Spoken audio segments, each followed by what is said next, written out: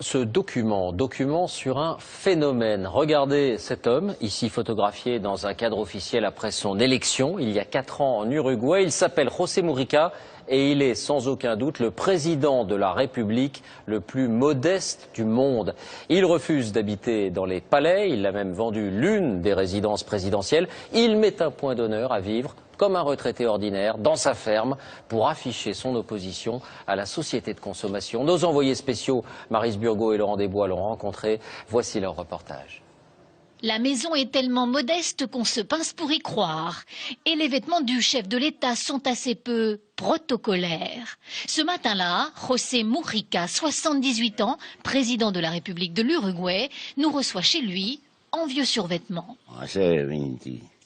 Ça fait 28 ans que je vis là. Élu à la présidence en 2009, José Mujica n'a rien changé à son mode de vie. Comme autrefois, il boit le maté, cette infusion d'herbe très populaire en Uruguay.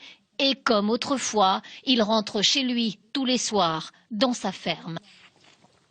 Il y a bien une maison pour le président avec un parc et tout ce qui va avec. Insupportable. Si tu veux une tasse de thé, il faut marcher 200 mètres. En Uruguay, le président reçoit un salaire mensuel de 9 000 €. Mujica n'en accepte que 1 000. Le reste est reversé à l'État. L'ex-guérillero d'extrême gauche est aujourd'hui un président totalement hors norme, un ovni politique façonné par ses années de prison sous la dictature militaire. J'ai dû vivre pendant 10 ans dans des conditions extrêmes. Et quand la nuit, j'avais un matelas pour dormir, c'était comme avoir gagné à la loterie. Alors j'ai appris à vivre avec rien. Je ne fais pas l'apologie de la pauvreté. C'est plutôt l'apologie d'une vie avec seulement ce qui est nécessaire.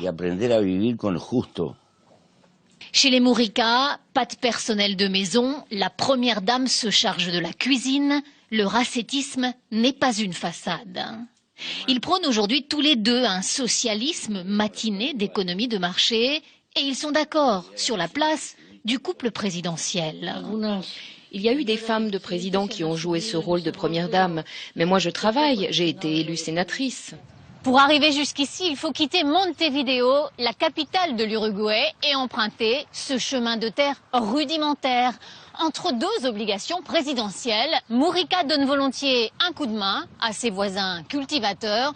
Seul indice de la présence ici du chef de l'État, ces 2 officiers de sécurité. Dans son bureau présidentiel, ici au cœur de la capitale, il ne porte jamais de cravate. Un chef d'État atypique pour l'un des pays les plus stables d'Amérique latine. L'Uruguay affiche aujourd'hui une croissance économique honorable et un taux de chômage à moins de 6%. Mais c'est surtout dans les campagnes et les milieux les plus défavorisés que Mujica est très populaire. Pas d'avion privé pour ce président. Ce jour-là, il atterrit dans un appareil de la garde civile à Salto, au nord du pays. Il a troqué son survêtement contre un jean. Il vient inaugurer des logements sociaux pour des mères célibataires. Le président se laisse embrasser et photographier avec bonhomie. Ses gardes du corps ont ordre de ne rejeter personne. Il est un exemple pour nous. Avant lui, personne ne reversait son salaire, c'était même plutôt le contraire. On avait le sentiment qu'on nous volait.